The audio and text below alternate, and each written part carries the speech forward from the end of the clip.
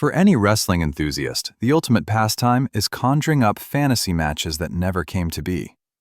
We meticulously book imaginary events inside our own minds and engage in endless debates about them across the internet. Yet, here lies the truly fascinating twist. A surprising number of those very dream confrontations actually occurred. The problem wasn't that these epic encounters never occurred. It's that they all happened at precisely the wrong moment in time. They unfolded years too soon, or a decade too late, often under the banner of the wrong promotion or featuring a shadow of the iconic wrestlers we desperately wanted to see. What follows are 10 showdowns that enthusiasts of the sport would have gladly shelled out a small fortune to witness. And here's the twist. On paper, every single one of them actually went down. However, the context was all wrong. The timing was disastrously off. The anticipated magic was simply nowhere to be found. Our list begins with a pair of the most monumental figures from the 1990s, and it will conclude with the absolute ultimate fantasy match that the entire world clamored for, but which no one ever truly got to experience as it should have been. Kicking things off at number 10, we have Steve Austin versus Randy Savage. Just try to imagine this showdown taking place in 1998. Stone Cold was the single most explosive attraction in the entire industry. He was the beer-drinking, finger-flipping anti-hero who would deliver a stunner to absolutely anyone who gave him a sideways glance. The entire arena would erupt into chaos the very second the sound of that glass shattering echoed through the speakers. On the other side, Randy Savage stands as one of the undeniable all-time legends. That iconic flying elbow drop, the unmistakable gravelly voice, and a ferocious intensity that no other performer has ever been able to replicate. Even when he was past his physical peak, the Macho Man was still the Macho Man, fully capable of producing an unforgettable classic against the perfect opponent. Austin versus Savage, battling for the WWE Championship on a major pay-per-view stage. That particular contest markets itself. It's a clash of two personalities that were more enormous than life itself. Two masters of the microphone who could deliver promos that would make you desperate to see them finally come to blows. The entire build-up to the match would have been legendary, and the in-ring battle itself would have been nothing short of brutal, physical, and wildly entertaining. But that monumental showdown never materialized, at least not in the way that it should have. What we received instead was a lackluster quarterfinal bout in a tournament for the WCW United States Championship. The specific date was May 27, 1995, and the program was the weekly WCW Saturday Night. The setting wasn't some grand stadium like WrestleMania. It was a cramped little television studio in Atlanta, Georgia. At the time, Austin was performing under the persona of Stunning Steve. The raw talent was clearly there for all to see. He had already captured tag team championships alongside the late Brian Pillman. He had even held the United States title previously, but the management at WCW simply refused to see him as a potential main event superstar. Hulk Hogan had made his grand arrival the previous year. All of the company's focus was now firmly on the established, older stars. Austin was completely stuck in his tracks. Savage, on the other hand, was always Savage, a certified headliner, an absolute legend. He had made the jump from WWE to WCW and was instantly inserted right into the world title scene. There was never a shadow of a doubt about who was going to win this particular encounter. The entire affair was over in approximately 2 minutes. Savage connected with his signature flying elbow drop. 1, 2, 3. The match was finished. Austin was unceremoniously eliminated from the tournament. Just a few short months after this match, he would be unceremoniously fired from WCW. The head of the company, Eric Bischoff, simply didn't believe he was a marketable performer. This would go down as one of the most catastrophic miscalculations in the entire history of professional wrestling. Austin immediately went to ECW.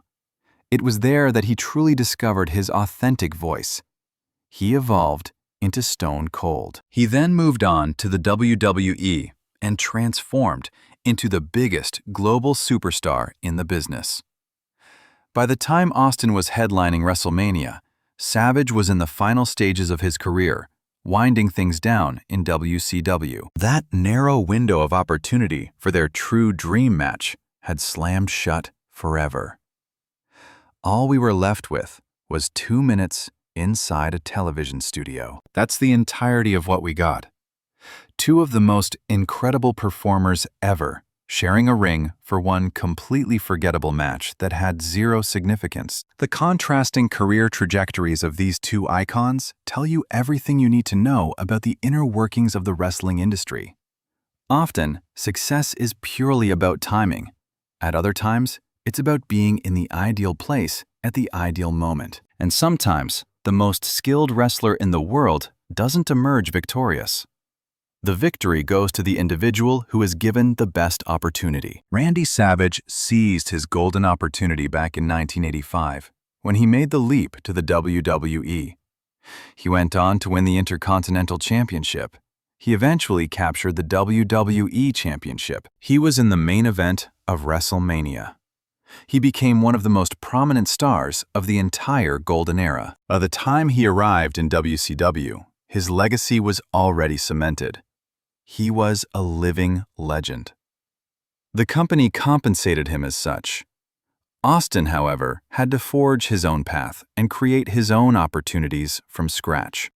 He masterfully turned that one chance into the single most successful and profitable run of the late 1990s.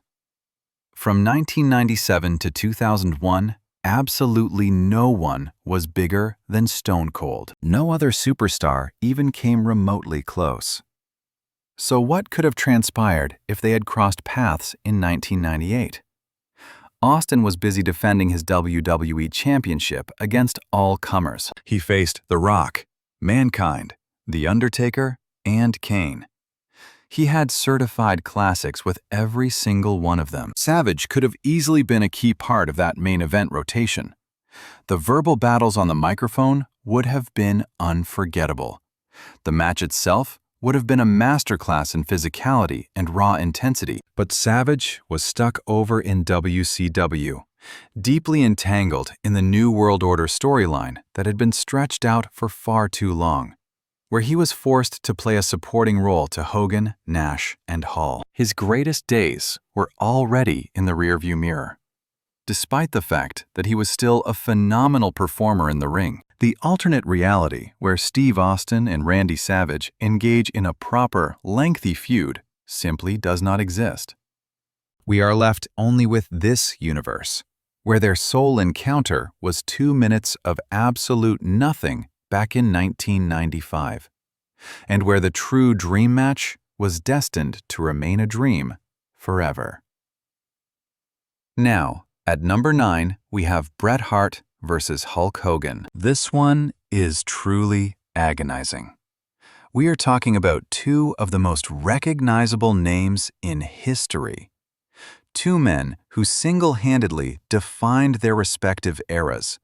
Yet, they never engaged in a proper match when it would have truly meant something. The widely told story unfolds like this. Back in 1993, Bret the Hitman Hart was the reigning WWE champion. He had defeated the legendary Ric Flair to claim the title. He was being positioned as the fresh new face of the entire company, the designated successor to carry the torch after the Hulkamania era. Hogan, however, was still a presence. He had just returned to the WWE for what was supposed to be one final major run. The original plan was for Hogan to challenge Bret for the title at SummerSlam 1993. It was billed as the ultimate showdown, champion versus legend, a symbolic passing of the torch. The script called for Bret to defeat Hogan decisively right in the center of the ring, officially launching a brand new era. Hogan, however, flatly refused to go along with it. The very idea of losing to Bret Hart particularly in a marquee match that would be forever remembered by fans, was simply not an option for him. Consequently, the entire plan was thrown into chaos. Instead of the epic clash everyone anticipated, Hogan dropped the championship to Yokozuna at the King of the Ring pay-per-view. Shortly after, he departed from the WWE and made his way to the rival WCW. The dream match that everyone was clamoring for was officially dead. This is a topic Bret has lamented for many years. He carries a significant amount of bitterness about it to this day, and frankly, who could possibly blame him? That showdown would have been an absolutely monumental event. It was the one match that could have catapulted Bret from an established main eventer into a bona fide legend. But here is a fascinating piece of wrestling trivia that many have forgotten.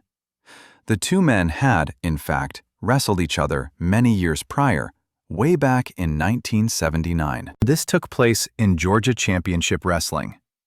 At the time, Bret was just a newcomer, a young man still learning the fundamentals of the business. Hogan was not yet the Hulkster. He was competing under the name Sterling Golden. Neither of them had achieved any level of fame at that point. Hogan actually defeated Bret in these early encounters, which were untelevised house shows in places like Augusta and other small Georgia towns. At the time, nobody gave it a second thought. These matches have been lost to time. They were simply two young, ambitious performers trying to gain ring experience. Almost 20 years would pass before they finally shared a ring again. By this time, WCW had managed to sign them both. Bret had made his dramatic exit from the WWE following the infamous Montreal Screwjob. Hogan, on the other hand, was the villainous leader of the hugely popular New World Order.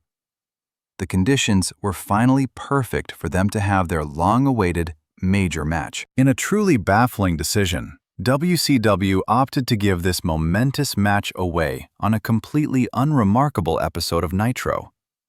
There was zero build-up, no compelling storyline, just a match randomly placed on television that week. The contest itself was a creative disaster. It was marred by constant interference and featured a convoluted, messy finish where Bret was inexplicably turned into a villain. It was the kind of match that nobody would ever want to watch again. And that was the entirety of the storied Bret Hart versus Hulk Hogan rivalry. It amounted to a couple of forgotten house show matches in 1979 when neither man was a star, and then one terribly booked match on Nitro in 1998, long after the peak fan interest had passed.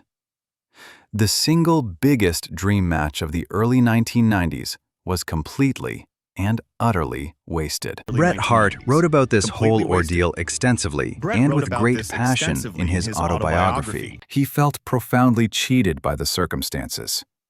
He believed Hogan had personally robbed him of what should have been a defining, career-making moment. It was the match that would have elevated him from a mere star to an undeniable superstar. This was the match that would have definitively proven, once and for all, that the era of the Bret the Hitman Hart had officially arrived. Hulk Hogan held the political power to ensure that match happened. He deliberately chose not to. He chose to protect his own brand instead, opting to leave the company rather than suffer a clean loss. That has always been the primary criticism against Hogan's character. He was a master of backstage politics, absolutely brilliant at protecting his spot at the top of the card. He was not so great, however, at elevating the next generation of talent. In WCW, Hogan repeated this pattern, defeating nearly every major star, including Ric Flair, Sting, and Randy Savage. The rare losses he did take were almost always accompanied by controversial endings and immediate rematches.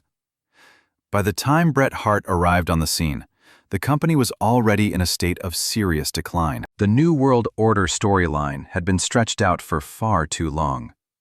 The company's creative direction was an absolute shambles. Their forgettable match on Nitro was a direct consequence of that chaotic environment. There was no long-term planning, no thoughtful build-up.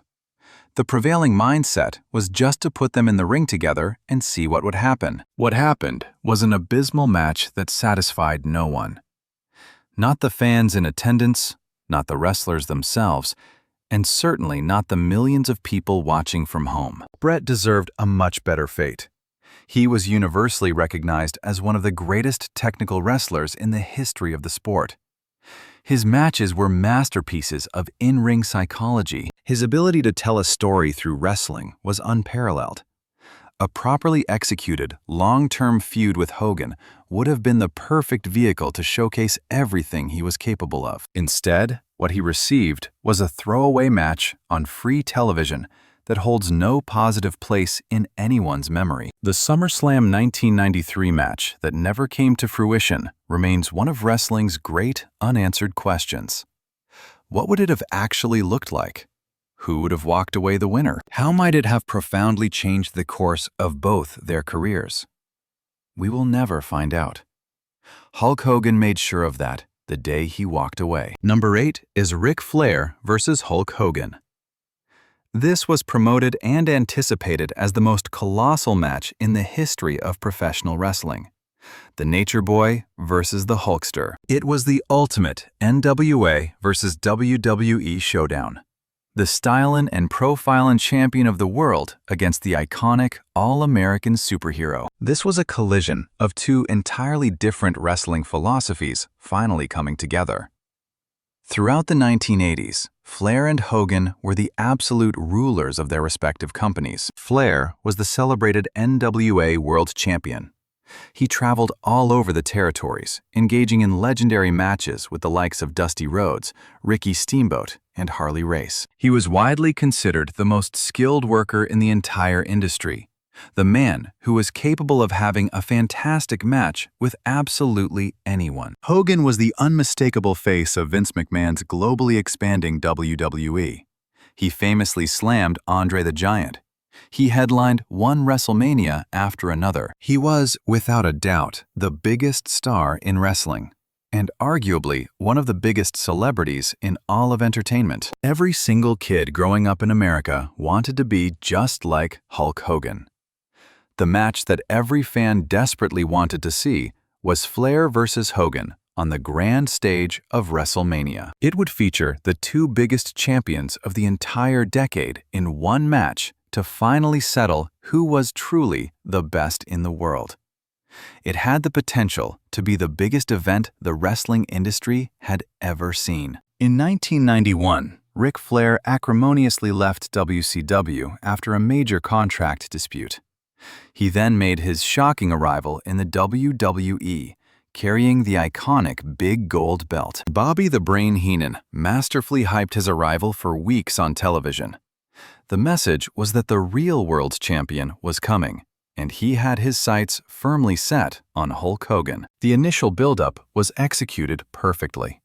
Flair directly cost Hogan the WWE Championship at Survivor Series in 1991, when he interfered during Hogan's match against The Undertaker. Flair then went on to win the vacant title himself in the legendary Royal Rumble match in January of 1992. All the necessary elements were perfectly aligned for the ultimate WrestleMania confrontation. But for reasons still debated today, it never actually took place. The match was officially planned for WrestleMania 8, Flair versus Hogan, champion versus challenger. The ultimate dream match was finally going to happen.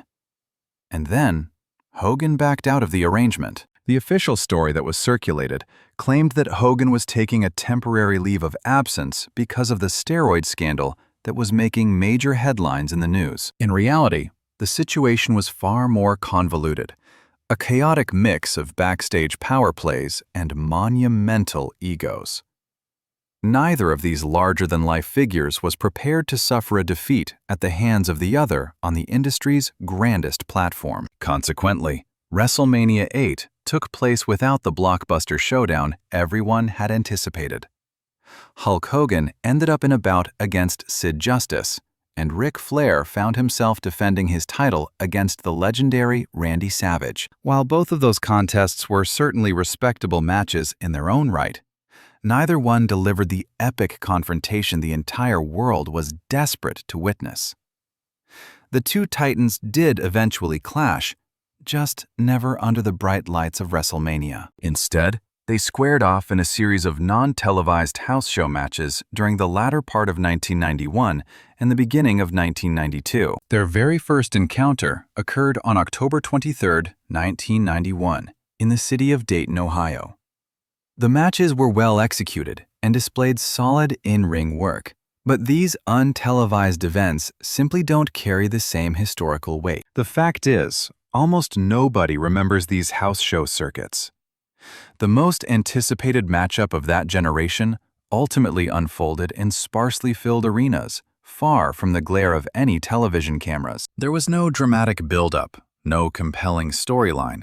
Just two legendary performers going through their routines simply because the promotion had an obligation to entertain the fans who had purchased tickets. Years later, by the time World Championship Wrestling finally orchestrated their monumental clash on a major pay-per-view event, the entire landscape of professional wrestling had shifted dramatically. Hulk Hogan made his explosive debut in WCW in 1994, where he promptly defeated Ric Flair to capture the WCW World Championship at the Bash at the Beach spectacle. The event was a media circus, with massive celebrities like Muhammad Ali and Shaquille O'Neal positioned right at ringside, while personalities such as Jimmy Hart and even Mr. T got involved in the action. It was an undeniable spectacle, a true circus of celebrity involvement. Yet it fell far short of being the legendary match it was once destined to be. With both competitors now well into their 40s, the industry itself had evolved significantly. The match became a chaotic mess, overbooked with constant interference and countless run-ins. Flair was forced to spend the majority of the contest on the defensive as Hogan cycled through his trademark, crowd-pleasing routine. Their rivalry continued, culminating in another bout at Halloween Havoc 1994. This time, a supposed retirement match held inside a steel cage with Mr. T acting as a special guest referee. What followed was even more pandemonium and disorder, featuring interference from Sherry Martel, mysterious masked men, and even Sting, all leading to a convoluted finish that made absolutely no logical sense. The outcome forced Flair into a supposed retirement, a stipulation he promptly ignored by returning just a few months later. Ultimately, that was the essence of the Flair versus Hogan feud, a series of forgotten house shows in 1991. This was followed by a string of overbooked, chaotic spectacles in 1994. None of these encounters ever managed to live up to their immense potential, and certainly no fan today points to them as timeless classics. The dream match the world truly craved was the 1985 version of Flair against the 1985 version of Hogan. Or perhaps their 1988 or even 1991 iterations, a clash between two icons at the absolute zenith of their abilities. Fans longed for a clean finish, a contest with a definitive winner that would settle the debate for all time. Instead, what we received was a disappointing dose of backstage politics. We were subjected to clashing egos. We witnessed two competitors, both absolutely determined to win and equally unwilling to accept a loss. The single greatest dream match of its time unfolded in disjointed fragments and unsatisfying pieces, never materializing in the way it should have, and certainly never when the stakes were at their highest. Ric Flair has openly stated on numerous occasions that collaborating with Hulk Hogan was perpetually challenging due to their wildly different in-ring styles and conflicting philosophies on what a main event match should entail. Hogan's formula involved shorter matches built around a few massive, iconic moments, whereas Flair was a master of long, grueling contests filled with technical wrestling artistry.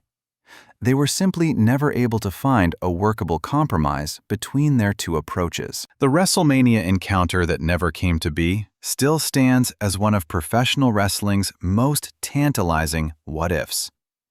Would it have truly been the timeless classic everyone imagined? Or would it have ultimately buckled under the weight of immense expectations and disappointed the fans? It's a question we can never answer.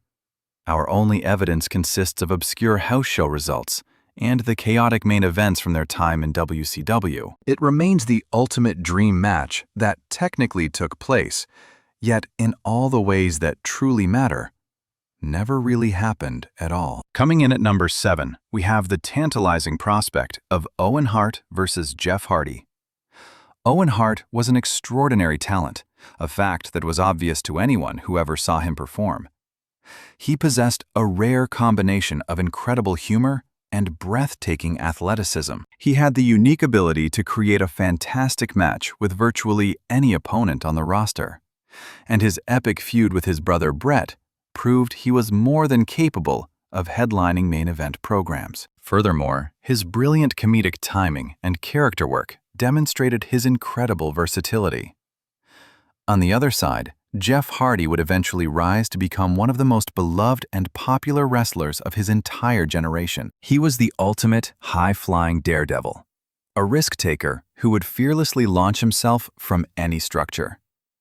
He was a vibrant, colorful character who resonated deeply with younger audiences and went on to become a multi-time world champion. The tragic reality is that their respective careers barely overlapped in any meaningful way. During the peak of Owen's prime, a young Jeff Hardy was still just an enhancement talent, or a jobber. By the time Jeff ascended to true stardom, Owen Hart was tragically no longer with us. The two did share a ring for one singles competition on the December 11th, 1995 episode of Raw. At that point in his career, Jeff was a relative unknown, simply a young kid hailing from North Carolina whose job was to take the big moves from the established superstars. The bout was designed to be a completely one-sided squash match, with Owen securing a quick and decisive victory before moving on to the next part of the show. However, Owen generously allowed Jeff to get in some of his own offense. He gave the young up-and-comer a chance to showcase a glimpse of his potential, letting him execute a few maneuvers here and there before ultimately securing the win. It wasn't a remarkable match, just a classy gesture from a seasoned veteran to a promising newcomer. Following the contest, Owen essentially served Jeff up to the colossal Yokozuna, who delivered a devastating bonsai drop. The massive superstar squashed the young Hardy, just to add insult to injury. And just like that, the chapter closed. In the grand scheme of things, Jeff Hardy was an insignificant blip on the radar, a complete unknown. Owen Hart, on the other hand, was ascending to superstardom. Their careers were set on wildly different trajectories, heading in opposite directions. But fate has a funny way of bringing people back together. After a span of 3.5 years, their professional orbits finally collided again during a tag team showdown on Shotgun Saturday Night, which saw the Hardys taking on the formidable pairing of Owen and Jeff Jarrett. By this stage, the Hardy Boys were beginning to generate significant buzz. They hadn't quite reached superstar status, but the audience was definitely starting to pay close attention to their high-energy style. Just a few short months after that final encounter, Owen was gone. On May 23, 1999, a dangerous entrance stunt went horribly wrong during a live pay-per-view event. In a shocking and tragic accident, he plummeted from the high rafters of the arena to the ring below. He was only 34 years old at the time of his death. Jeff Hardy, of course, would go on to achieve incredible success as a main event attraction, capturing multiple world championships and becoming one of the most adored wrestlers of the 2000s.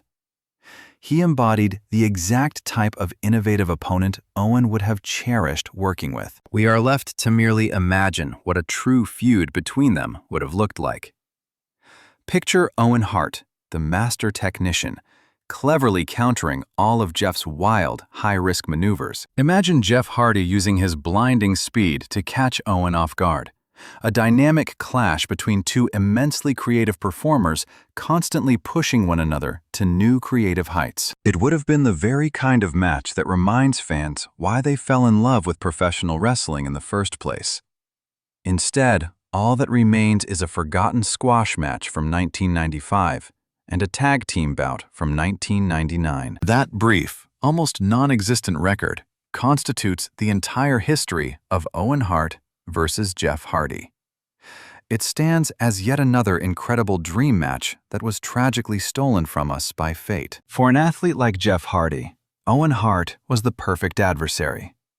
He was a competitor who could not only match his incredible speed, but also possessed the ring acumen to anticipate his next two moves. Owen was also someone with the phenomenal ability to make Jeff's high-risk acrobatics look even more devastating by selling them with absolute perfection. On the flip side, Jeff would have been the exact kind of challenger that Owen truly needed at that point in his career. He was a young and supremely athletic opponent. He was the kind of wrestler who could reignite that deep-seated competitive fire within a seasoned veteran. Jeff was a talent who could have pushed Owen to dig deep into his repertoire and unleash maneuvers he hadn't showcased in years. The Hardy Boys truly exploded onto the scene in late 1999 and the year 2000. Their incredible series of matches against Edge and Christian, particularly their groundbreaking ladder matches and TLC matches, were legendary. As a result, Jeff became a massive star, and Matt became a massive star. Together, they fundamentally altered the perception of what tag team wrestling could achieve. Owen Hart would have been utterly fascinated by it, as he was a devoted student of the sport. He had an immense appreciation for true innovation. He would have undoubtedly studied those matches, formulating countless ways to counter every move, devising strategies to use their own aerial style against them, and creating new chapters in storytelling. But by the time the Hardys reached that pinnacle, Owen was already gone. The devastating accident at Over the Edge, that horrific fall from the arena rafters, was a profound tragedy that never should have been allowed to happen. It was all for a completely unnecessary and dangerous entrance stunt that no one was asking for. The professional wrestling business demands an incredible amount from its performers. Endless nights on long roads, a constant barrage of physical impact, and significant time away from their families. But it should never, ever demand your life. Owen Hart gave his life to a corporation that shamefully decided to continue the show just moments after he had died. A company that kept the event going in the very same building where his body lay. And a company that callously asked his wife for permission to continue while she was still paralyzed by shock. In the aftermath, Jeff Hardy went on to forge a Hall of Fame-worthy career. He captured multiple world championships, created countless iconic moments, and was beloved by millions of fans around the globe. And every single one of those achievements occurred in a world where Owen Hart no longer existed. The very concept of a dream match requires both wrestlers to be there to make it a reality. This specific dream match was ripped away from us before we even had the chance to realize what a special encounter it could have been. Owen was only 34 years old. Jeff, at the time, was just beginning his meteoric rise. The timing for their paths to finally cross was becoming perfect. And then, in an instant, that possibility was tragically and permanently erased. At number 6, we examine Ultimate Warrior versus Andre the Giant. In the year 1989, the Ultimate Warrior represented the absolute future of the wrestling industry. He was young, incredibly explosive, and brimming with a chaotic energy. The audiences would go into a frenzy for him.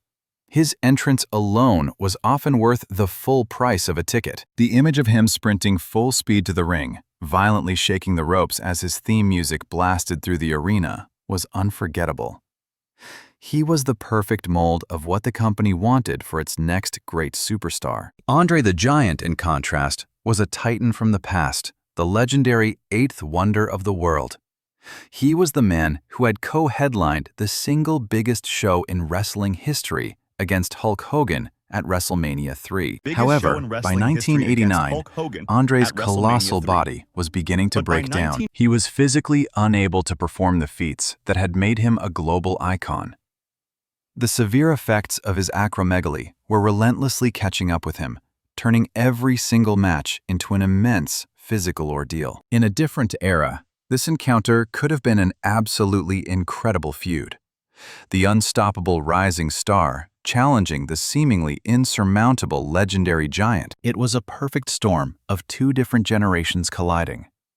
The new guard would have had the chance to prove its mettle against the most respected figure of the old guard. What we were given instead was a string of embarrassing squash matches at live events and a single televised bout that is now remembered as one of the worst matches of that entire year. Throughout the course of 1989, Warrior and Andre squared off at numerous house shows in cities all across the country. These matches were notoriously brief, shockingly so, typically lasting less than a minute and sometimes even concluding in under 30 seconds.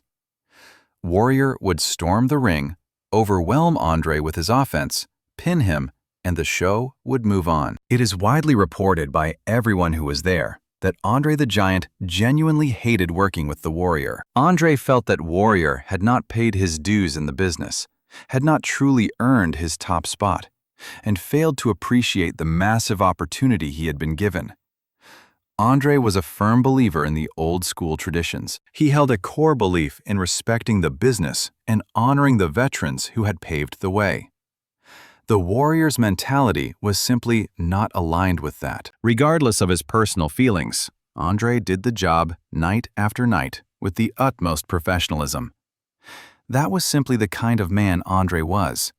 He put Warrior over cleanly, city after city, night after night. He was the aging legend dutifully making the young star look like a completely unstoppable force of nature. Their one and only televised match occurred on October 28, 1989, inside Madison Square Garden.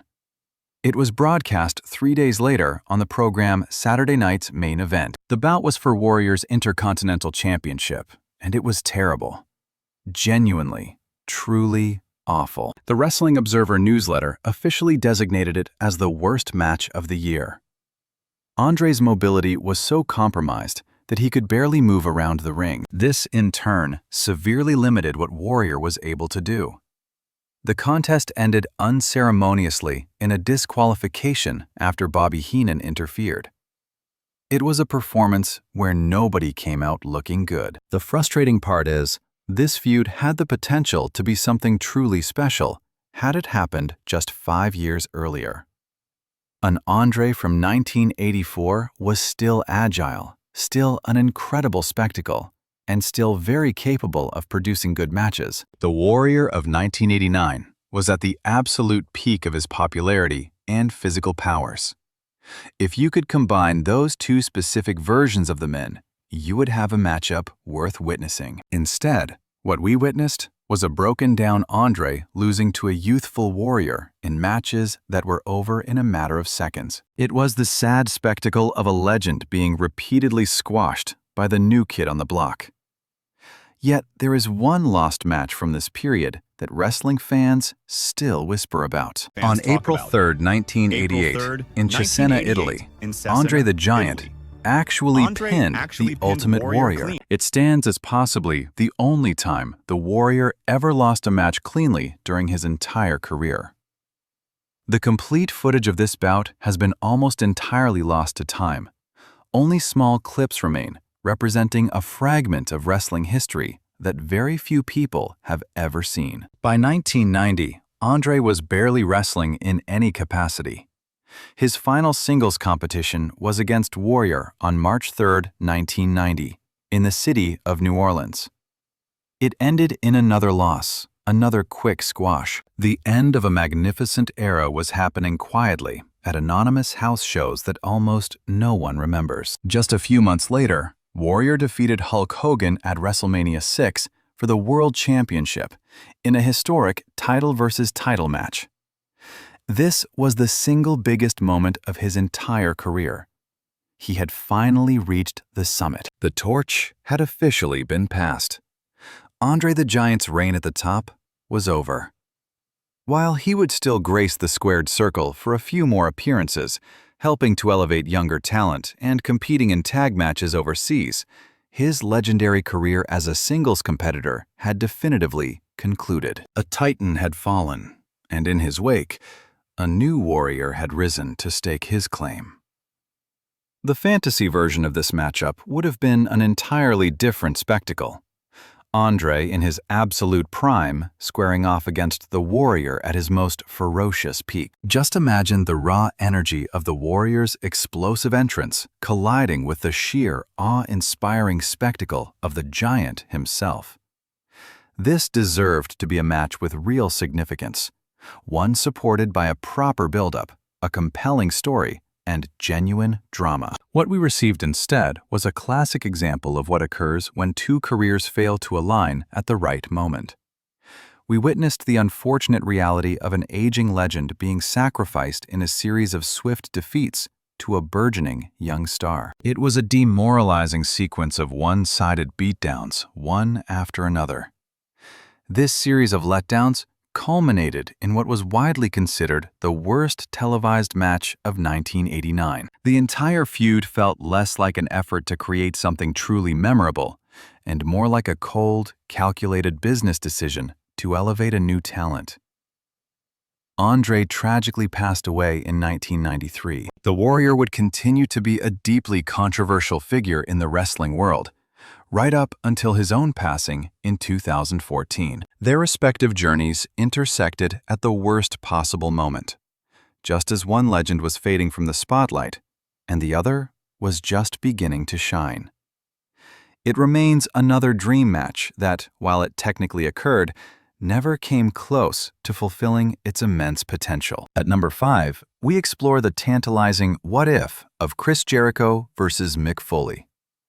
Chris Jericho stands as one of the most phenomenally successful wrestlers in the entire history of the sport. His resume includes multiple world championships, a remarkable capacity for constant reinvention, and a career that is still flourishing after more than 30 years in the demanding wrestling business. Mick Foley is an absolute legend, the undisputed icon of hardcore wrestling, and a man who was famously willing to do absolutely anything to elicit a powerful reaction from the audience. Whether it was Mankind, Cactus Jack, or Dude Love, he brought 3 completely unique characters to life, and each one succeeded because Foley dedicated himself entirely to the performance. They did meet on one occasion in ECW back in 1996 at an event called the Big Ass Extreme Bash.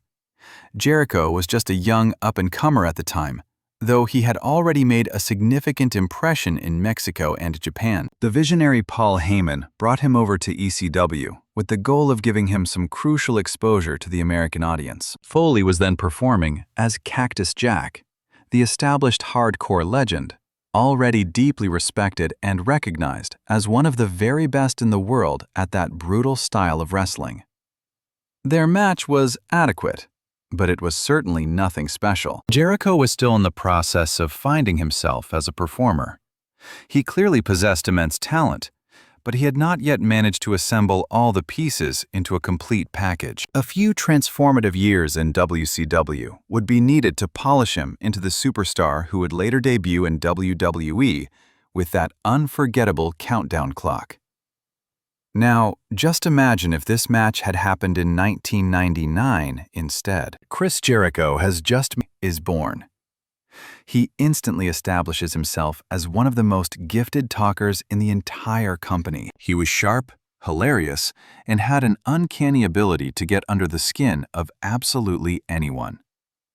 On the other side of the ring is Foley, now as Mankind, who has headlined major pay-per-view events. He has captured the WWE Championship and is utterly adored by the fan base, who see him as the lovable underdog who constantly defies the odds and finds a way to win. A feud between these two incredible characters would have been absolute magic. The promotional interviews alone would have been must-see television, with Jericho viciously mocking Foley. Foley would have masterfully played the sympathetic hero, building towards a climactic match where the outcome felt truly unpredictable. Tragically, that monumental feud never materialized.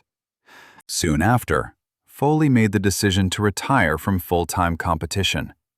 The immense physical toll from his punishing career had simply become too much for his body to bear.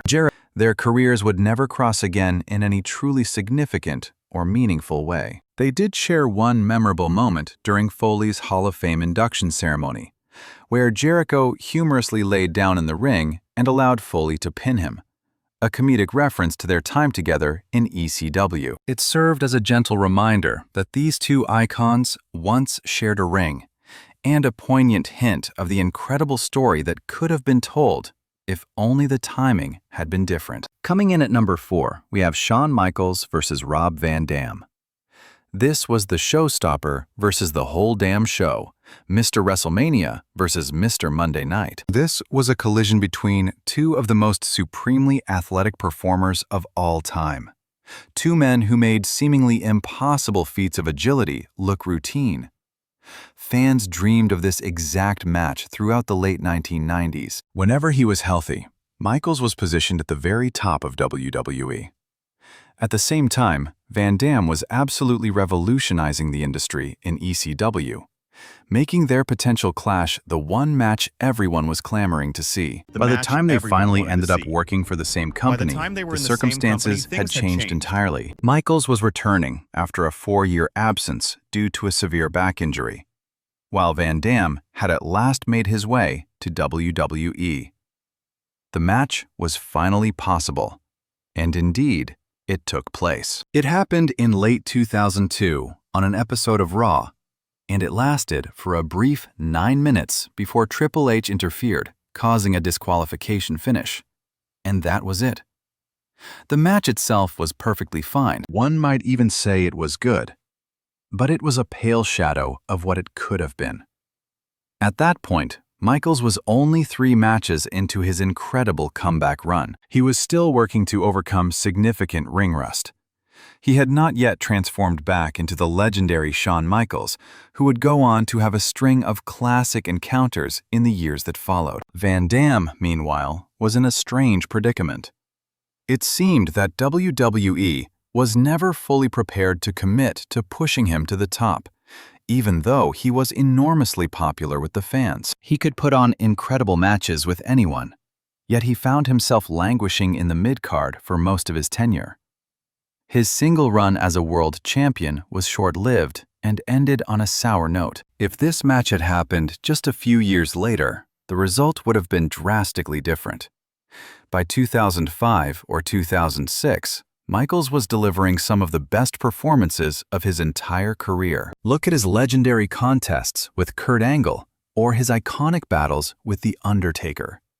He was performing on a celestial plane that few competitors have ever reached. If they had been given a proper program at that time, with genuine stakes and a compelling narrative, their match could have been an undisputed classic for the ages. Imagine two premier high flyers, both at the zenith of their powers, trading spectacular moves that almost nobody else in the world could even attempt. They could have built to a thrilling conclusion that would have had audiences leaping out of their seats and cheering wildly. Instead, all we have is a 9-minute television match with a terrible finish that led to nothing. This is yet another dream match that technically happened, but never truly came to fruition. Moving on to number 3, we have a match for the purists.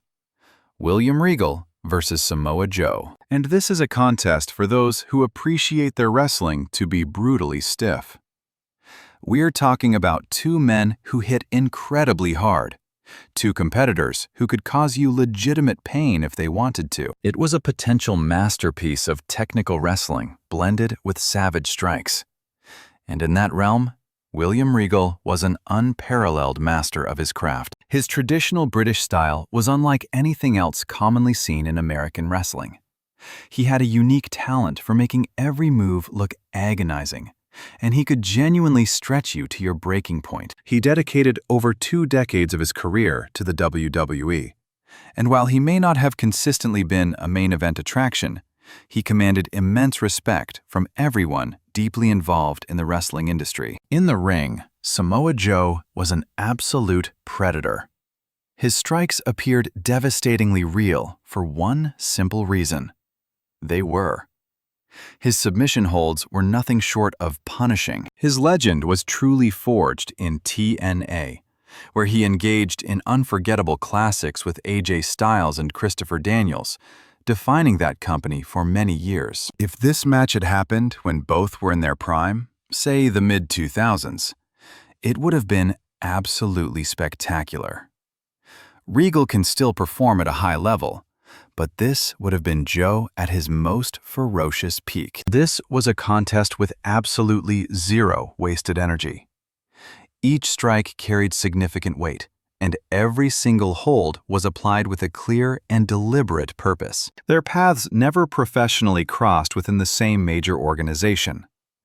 Regal was a cornerstone of WWE, while Joe was the face of TNA. They were in completely different universes with entirely separate rosters. The fantasy matchup seemed impossible. However, it actually took place. It happened one night in October of 2000 at a little-known promotion in California named UPW. That promotion operated almost like an unofficial training ground for WWE. In fact, that's the very place where they discovered a young John Cena. Regal was there as a special favor, a seasoned veteran making a guest appearance on a small-time show.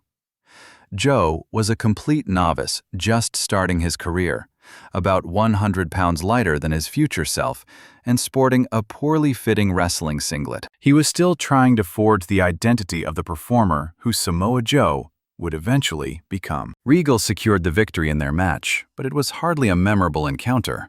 How could it have been? Joe simply didn't possess the experience yet. He had yet to craft the unique, hard-hitting style that would propel him to stardom. Complicating matters, Triple H ran in and launched an attack on Regal, before proceeding to rough up a couple of unknown wrestlers. It seems that even on the smallest independent wrestling shows, Triple H absolutely had to make his presence felt and get his signature moves in. And that stands as the one and only encounter between William Regal and Samoa Joe, a seasoned pro against a green rookie, in a tiny California venue with a chaotic run-in that made absolutely no logical sense. It was the ultimate dream match that occurred a full 20 years before its time. Now for number 2, Sting versus Kane. For more than a decade, Sting was the undeniable heart and soul of WCW. He was the vibrant, colorful champion who later transformed into the brooding, dark Avenger. He became the man who silently observed from the rafters, cementing his place as one of the most legendary characters in the history of professional wrestling. Meanwhile, Kane stands as one of the most enduring gimmicks ever conceived. He was the imposing masked demon, the Big Red Machine, and the demonic brother of The Undertaker. Glenn Jacobs embraced a character that could have easily become a joke, and instead made it a compelling force for more than 2 decades. These two iconic figures, however, never truly had a proper confrontation. Their careers unfolded in different companies for the most part. By the time Sting finally arrived in WWE in 2014, Kane had largely transitioned into an authority figure role, often seen in suits rather than his monstrous attire. They did, however, occupy the same ring on one occasion, not as the legendary Sting and Kane, but as Sting and a wrestler named Bruiser Mastino. The date was March 1993, at a taping for WCW Saturday Night in Mon, Georgia. At that time, Sting was the promotion's premier attraction, the superstar that everyone in the arena paid to see. Glenn Jacobs was essentially an unknown, just a massive guy hoping to make an impression. He was competing under a name that held no significance. The bout itself was brief, with Sting achieving a very easy victory. Jacobs was incredibly inexperienced at that point, as green as they come. He was still finding his footing in the ring, and was many years away from becoming Kane. Years from discovering the persona that would bring him worldwide fame. After that brief encounter, Jacobs would endure some very challenging years in his career. He was repackaged in WWE as Isaac Yankem, a villainous dentist, a concept that completely failed. He then became the fake Diesel, a cheap imitation of Kevin Nash, which also flopped miserably. But then came the birth of Kane. In October of 1997, at Hell in a Cell, he famously ripped the door off the steel cage and delivered a tombstone to his brother. That character resonated with audiences instantly. Kane quickly ascended to main event status, becoming a multiple-time world champion and a guaranteed future Hall of Famer. Sting also underwent a profound change. The vibrant hero shed his colors and became the Crow Sting in 1996. With his black and white face paint, long trench coat, and baseball bat, he would watch silently from high above the arena.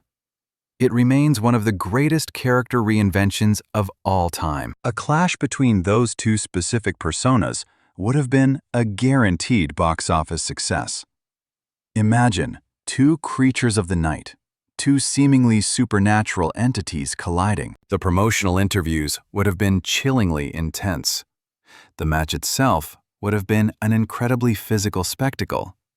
The sheer visual of them standing opposite each other would have been worth the price of a ticket alone. But what we are left with is the memory of March 1993, where Sting completely dominated a wrestler known as Bruiser Mastino. It was a forgettable match that had no impact and led to nothing further. It's a footnote only remembered by dedicated wrestling historians who meticulously research old match results. This was the dream match that almost came to fruition. A story of two legends whose careers intersected far too early, long before they evolved into the iconic characters we all remember. And at number 1, we have The Undertaker versus Sting. This is the absolute pinnacle, the biggest one of all. This was the match that every single wrestling fan fantasized about for 2 entire decades. The showdown that tragically never materialized. The bout that could have headlined WrestleMania. For 3 decades, The Undertaker was the undisputed soul of WWE. He was the dead man, the phenom, the keeper of the undefeated streak at WrestleMania. No one else in the history of the business has ever maintained a character at such an elite level for such a prolonged period of time. Absolutely nobody. Similarly, Sting was the very foundation of WCW, its franchise player, its ultimate icon. When Sting finally made his WWE debut in 2014, the crowd immediately erupted in chants for that one match, The Undertaker versus Sting. The plea was simple: make this happen before it becomes impossible. WWE chose not to make it happen. Instead, Sting was booked to face Triple H at WrestleMania 31, a match he ultimately lost. He later challenged Seth Rollins for the WWE Championship. He lost that match as well, and suffered a severe neck injury during the contest. That injury effectively spelled the end of his in-ring career. The Undertaker continued to wrestle for a few more years, appearing on a part-time basis once or twice annually. But by that stage, both legendary performers were physically worn down. It would have been a painful spectacle, far from the epic clash fans had dreamed of. Imagine two legends past their prime, moving with a deliberate slowness that betrayed their former glory. A truly melancholic reminder of the titans they once were. The real fantasy booking, the match everyone truly craved, was a collision of icons from 1997. The Undertaker versus Sting from that very same year. Or perhaps their 2002 incarnations. That was the dream. Two warriors at the absolute zenith of their careers, with their larger-than-life personas at their most potent. It was a confrontation that promised genuine suspense and high-stakes drama. But that legendary bout remains forever confined to the realm of our collective imagination. It simply never materialized on the grand stage. At least, it never happened in the way that it should have. Because, if you dig deep into the history books, you will find that technically, Sting and The Undertaker did in fact share a ring on one occasion. The date was September 1st, 1990, at a World Championship Wrestling house show in Greensboro, North Carolina. It was the headline attraction, a contest for the prestigious NWA World Heavyweight Championship. At that time, Sting was the reigning champion, the company's charismatic golden boy, and universally seen as the undeniable and bright future of WCW. He had triumphantly captured the title from the legendary Ric Flair during the Great American Bash just that summer, placing him firmly at the pinnacle of the wrestling world. His opponent that night was a towering figure known as Mean Mark Callis, who was managed by Teddy Long. While Callis certainly possessed immense raw potential, he had not yet discovered the iconic persona that would later define him. As a result, WCW had already decided against renewing his contract. This bout was, in fact, one of his final appearances for the promotion. Unsurprisingly, Sting secured the victory. Of course he did. Mean Mark was already a foot out the door. There was absolutely zero incentive to have a departing talent defeat their reigning champion. After all, it was merely a non-televised house show designed with the simple goal of giving the paying audience a satisfying conclusion to their evening. Just 2 months after that forgotten match, Mean Mark Callis had vanished from WCW. He then re-emerged in the WWE at their Survivor Series event, completely transformed with a new, chilling appearance, a terrifying new persona, and an unforgettable new name. He was now The Undertaker. From that point on, the rest is etched in wrestling mythology. 30 years of iconic WrestleMania moments, multiple World Championship reigns, the legendary undefeated streak, and an enduring legacy. Arguably one of the most compelling and enduring characters in the entire history of professional wrestling was brought to life on that fateful night in November of 1990. Meanwhile, in a parallel universe, Sting simply continued on his own path, being the incredible Sting. His career continued to flourish with more championships, the revolutionary Crow character, the epic feud with the New World Order, and 2 more decades as the franchise player for both WCW and then TNA. It was another legendary, all-time great career. Yet his only encounter with his greatest rival remained that obscure house show in Greensboro. September 1st, 1990. A date that is now a fascinating footnote in wrestling folklore. There were no television cameras present, and no known recording has ever surfaced. All that remains is a simple match result logged in the record books. Sting defeated Mean Mark Callis, retaining the NWA World Heavyweight Championship. In a bizarre twist of fate, the Ultimate Dream match actually took place long before either competitor transformed into the global icons they were destined to become. It happened before the legendary personas were forged, before the myths were built, and well before anyone could have possibly predicted these 2 men would spend the next 30 years as the foundational pillars of their respective companies. Just a single house show, a solitary match, and one forgotten line item tucked away in some results archive. And that, in essence, is the peculiar story of Undertaker versus Sting. It was the match every fan craved, a match that technically occurred, and yet a match that for all intents and purposes never truly happened at all. It is a well-documented fact that both legends have spoken about their desire for this match. Throughout numerous interviews over the years, each man publicly expressed a genuine interest in making it a reality. The Undertaker admitted he would have been on board had the conditions been perfect.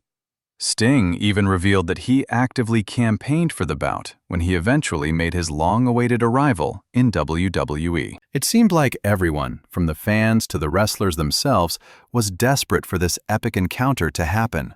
But the stars just never properly aligned. The timing was always tragically off.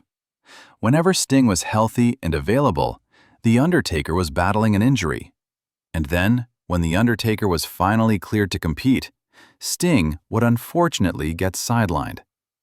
That fleeting window of opportunity kept slamming shut before anyone could climb through it. The WWE had a golden opportunity to finally make it happen at WrestleMania 31. Sting was on the roster. The Undertaker was on the card. The stage was perfectly set. The booking seemed almost too perfect. It just made sense. But instead, the powers that be pitted Sting against Triple H. A nostalgic but ultimately baffling matchup that absolutely no one was asking for. The result was a puzzling creative choice that positioned Sting as a defeated symbol of WCW, fighting a war that had concluded 15 years prior. The Undertaker, on the other hand, was booked against the up-and-coming Bray Wyatt that same year. While it was a very good contest that certainly helped elevate a younger star, it was painfully obvious that it was not the monumental clash the audience yearned for. It was not the one match that could have elevated that year's WrestleMania to truly special, legendary status. For reasons still debated by fans, the company chose a different direction. And with that fateful decision, the dream match was officially laid to rest. There are still those who argue that the actual match would have been a disappointment anyway. They picture two aging warriors moving at a slower pace, physically incapable of recreating the awe-inspiring magic of their youth. And perhaps, if we are being honest, there is some truth to that perspective. It is entirely possible that the idealized version of the match we have all constructed in our minds is far superior to anything they could have realistically delivered. But the most frustrating part is that we will never know for certain. We are left to forever imagine the iconic moment of The Undertaker sitting bolt upright in the ring, just as Sting descends ominously from the rafters. We will never get to witness their spine-chilling entrances, one after the other, on the grandest stage. It was the ultimate clash of archetypes. The darkness versus the vigilante. The dead man versus the icon. It should have been a final, cataclysmic collision of two seemingly supernatural forces. Instead, all we are left with is the obscure date of September 1st, 1990. A non-televised event in Greensboro, North Carolina, featuring a main event of Sting versus the man then known simply as Mean Mark Callis. Just a standard house show headliner. No cameras were rolling, no official recordings exist. It was just a match that occurred and then promptly faded into the mists of wrestling history. A mere 2 months after that encounter, The Undertaker made his groundbreaking debut. The character that would become a defining cornerstone of the WWE for the next 3 decades had finally arrived. And, unbelievably, his one and only match against his greatest potential rival, Sting, was already a part of his past. It was already lost to history. A spectacular dream match that took place before anyone even had the imagination to dream it. But that is the often cruel reality of professional wrestling. In this business, timing is frequently far more critical than the sheer talent of the performers involved. The surrounding circumstances and political winds matter far more than the collective desire of the fans. Here you have two of the absolute greatest to ever step in a ring, and they had one single match that virtually no one ever saw. This has left everyone with 30 years of endlessly speculating on what might have been. After all, they are called dream matches for a very good reason. They often exist in their most perfect form within the theater of our imagination. In our minds, we can construct them flawlessly. We can envision the perfect dramatic build-up, the most compelling and personal storyline, and an absolutely flawless in-ring masterpiece. The harshness of reality can rarely, if ever, measure up to that kind of manufactured perfection. All 10 of the matchups we are discussing actually occurred, every last one of them. Yet, none of them truly delivered as the legendary encounters they were meant to be. They were all plagued by the same frustrating issues. The wrong time, the wrong place, or fundamentally, the wrong versions of the legendary wrestlers involved in the contest. Just consider the evidence. Austin and Savage were given just 2 minutes in a television studio. Bret Hart and Hulk Hogan engaged in a chaotic and forgettable brawl on Nitro. Punk and Eddie Guerrero's classics were largely confined to small independent shows. Consider the evidence. Owen Hart and Jeff Hardy met, but it was a blink-and-you'll-miss-it squash. Powerhouses like Goldberg and Batista clashed, only for the bell to ring on a dissatisfying disqualification. Chris Jericho and Mick Foley had a match, but it was buried on an ECW undercard long before they became legends. Even the dream pairing of Shawn Michaels and Rob Van Dam was cut short, lasting a mere 9 minutes before interference ruined the entire affair. Then there was the case of William Regal and Samoa Joe, a classic encounter that was completely undermined by being framed as a simple mismatch between an established veteran and an unproven rookie. Sting and Kane shared a ring, but their encounters were forgettable bouts while they were saddled with entirely different personas. And the Holy Grail? The Undertaker versus Sting? It actually happened, but it was tucked away on a house show, completely unseen by the millions who craved it. This seems to be the unavoidable curse of the so-called dream match. The timing is perpetually off-kilter, and the surrounding circumstances are invariably far from perfect. Ultimately, what could ever be delivered inside the squared circle. The world of professional wrestling is a landscape littered with missed opportunities. It's an industry where careers ascend at different times, where rival companies refuse to collaborate, where devastating injuries strike at the most inopportune moments, and where booking decisions often chase a quick payoff instead of creating a legendary, lasting memory. So while every single one of the bouts on this list is a historical fact, they never truly materialized, not in the grand, meaningful way that would have left a permanent mark on the industry. They failed to quench that deep-seated fan desire to witness two masters of their craft colliding at the absolute peak of their powers. But perhaps, in the end, that's all right. It's possible the fantasy itself holds more power than any actual event ever could. Perhaps the endless speculation of what could have been provides more genuine entertainment than witnessing two worn-out icons laboriously struggle through a contest that should have taken place 20 years prior. And that, in essence, is the very core of being a wrestling aficionado. It's about holding out hope for the impossible, fantasizing about that flawless 5-star classic, all while accepting the bittersweet truth that the dream is almost always sweeter than the reality. If you enjoyed this look back, be sure to like and subscribe for more deep dives into 90s wrestling history. Until next time.